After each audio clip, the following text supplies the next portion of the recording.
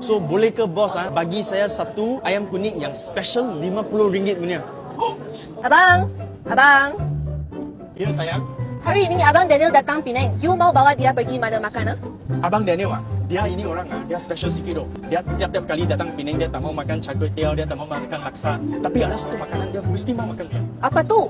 Ayam kunyit lah. Itu dia punya favorite. Okeylah, jom kami bawa dia makan ayam kunyit yang terbest di Penang. Jom, let's go. Abang tu, Abang Daniel dekat sana. Hai bro, I tahu you nak tanya apa. Tak payah risau, sudah settle. Hai bos, selamat petang. Kawan I dari KL, dia sangat suka makan ayam kunyit tu. So boleh ke bos bagi saya satu ayam kunyit yang special RM50 punya. Ya, yes.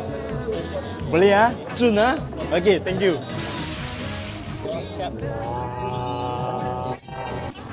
Kan bro, sudah cakap, sudah settle. Nice.